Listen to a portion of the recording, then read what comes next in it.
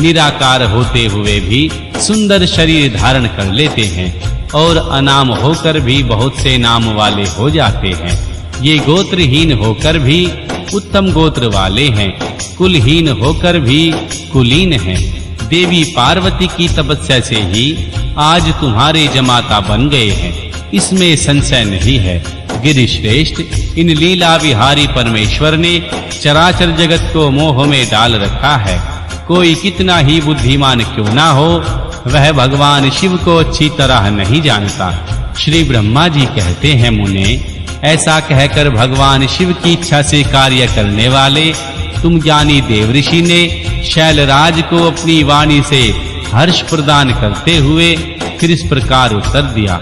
महर्षि नारद बोले, शिवा को जन्म देने वाले तात महाशैल, मेरी बात सुनो और उसे सुनकर अपनी पुत्री शंकर जी के हाथ में दे दो। लीला पूर्वक रूप धारण करने वाले सगुण महेश्वर का गोत्र और कुल केवल नाद ही है।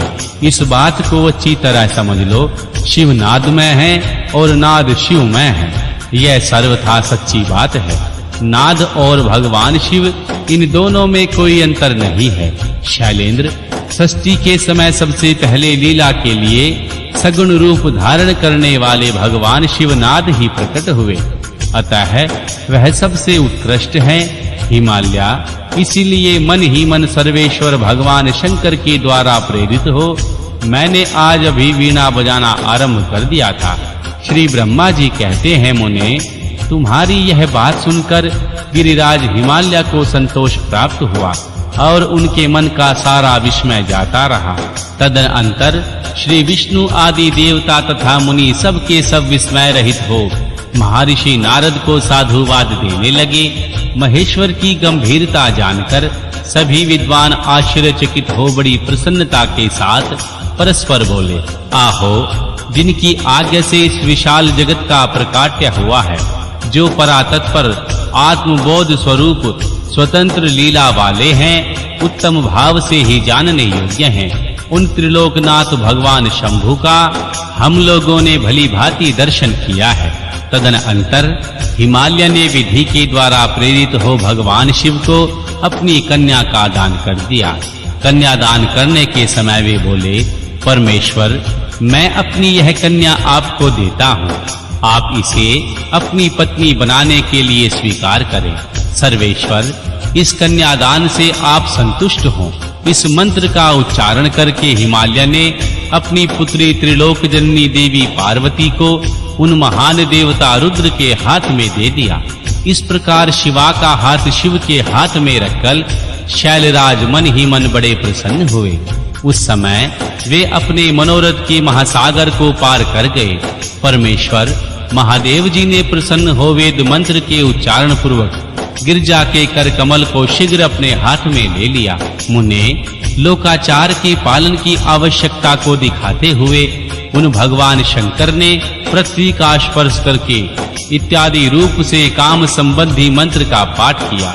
उस समय वहां सब और महान आनंददायक महोत्सव होने लगा।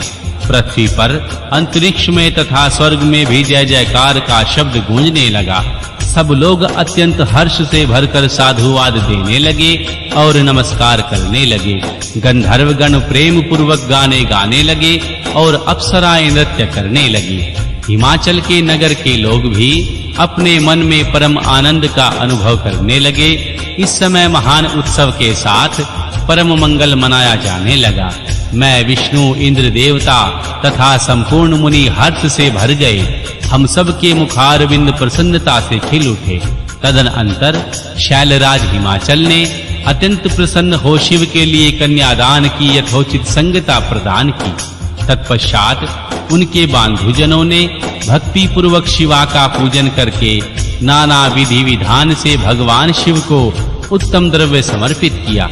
हिमालय ने दहेज में अनेक प्रकार के द्रव्य, रत्न पात्र, 1 लाख सुसज्जित गोएं, 1 लाख सजे सजाए घोड़े, करोड़ हाथी और उतने ही सुवर्ण जड़ित रथ आदि वस्तुएं दी। इस प्रकार परमात्मा शिव को विधि पूर्वक अपनी पुत्री कल्याणमयी देवी पार्वती का दान करके हिमालय कृतार्थ हो गया। इसके बाद शैलराज ने यजुर्वेद की मन्ध्यदिनी शाखा में वर्णित स्त्रोतों के द्वारा दोनों हाथ जोड़कर प्रसन्नता पूर्वक उत्तम वाणी में परमेश्वर शिव की स्तुति की।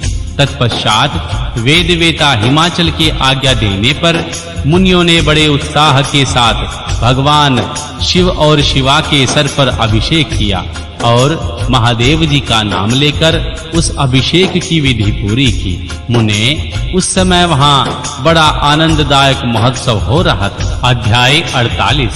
भगवान शिव के विवाह का उपसंहार, उनके द्वारा दक्षिणा वितरण, वर वधू का कोबहर और वास भवन में जाना, वहां स्त्रियों का उनसे लोकाचार का पालन कराना, रति की प्रार्थना से भगवान शिव द्वारा काम को जीवन दान एवं वर प्रदान करना, वर वधू का एक दूसरे को मिष्ठान भोजन कराना और भगवान शिव का जनवासे में लौटना। श्री ब्रह्मा जी कहते हैं, हे नारद, तदनंतर मेरी आज्ञा पाकर महेश्वर ने ब्राह्मणों द्वारा अग्नि की स्थापना करवाई और देवी पार्वती को आगे बिठाकर वहां ऋग्वेद, यजुर्वेद तथा सामवेद के मंत्रों द्वारा अग्नि में आहुतियां दी। तात, उस समय काली के भाई मैनाक ने लावा की अंजलि दी और काली तथा शिव दोनों ने आहुति देकर लोकाचार का आश्रय ले प्रसन्नता पूर्वक अग्निदेव की परिक्रमा की। महर्षि नारद, तदनंतर शिव की आज्ञा से मुनियों सहित मैंने शिव और शिवा विवाह का शेष कार्य प्रसन्नता पूर्वक पूरा किया। फिर उन दोनों दंपत्ति के मस्तक का अभिषेक हुआ। ब्राह्मणों ने उन्हें आदर पूर्वक ध्रुव का दर्शन कराया। तत्पश्चात हृदयालंबवान का कार्य पूरा हुआ। फिर बड़े उत्साह के साथ स्वस्ति वाचन किया गया। इसके बाद ब्राह्मणों की आज्ञा से भगवान शिव ने शिवा के सिर में सिंदूर दान किया। उस समय गिरिजानंदिनी उमा की शोभा अद्भुत और अवर्णनीय हो रही थी। फिर ब्राह्मणों के आदेश से वे शिव दंपत्ति एक आसन पर विराजमान हो भक्तों के चित्त को आनंद देने वाली उत्तम शोभा पाने लगे। मुने, तदनंतर अद्भुत लीला करने वाले उन नवदंपति ने मेरी आज्ञा पाकर अपने स्थान पर आ शास्त्र प्राशन किया। इस प्रकार विधि पूर्वक और वैवाहिक यज्ञ के पूर्ण हो जाने पर भगवान शिव ने मुझ लोक दृष्टा ब्रह्मा को पूर्ण पात्र दान किया। फिर भगवान शंभु ने आचार्य को गोदान किया। मंगलदायक जो बड़े-बड़े दान बताए गए हैं वे सभी सहर्ष संपन्न किए गए। तत्पश्चात उन्होंने बहुत से ब्राह्मणों को पृथक-पृथक 100 स्वर्ण मुद्राएं दी, करोड़ों रत्न दान किए और अनेक प्रकार के द्रव्य बांटे। उस समय सब देवता तथा एक दूसरे चराचर जीव मन में बड़े प्रसन्न हुए और जोर-जोर से जय जयकार की ध्वनि करने लगे। सब ओर से मांगलिक शब्द और गीत होने लगे। वाद्यों की मनोहर ध्वनि सबके मन को आनंद दे रही थी। इसके बाद श्री विष्णु और मैं देवता सभी ऋषि तथा अन्य सब लोग गिरिराज से आज्ञा ले बड़ी प्रसन्नता के साथ शीघ्र ही अपने अपने डेरे में चले गए। उस समय हिमालय नगर की स्त्रियां आनंद मग्न हो भगवान शिव और देवी पार्वती को लेकर कोहबर में गई। वहां उन सब ने आदर पूर्वक वर वधू से लोकाचार का संपादन कराया।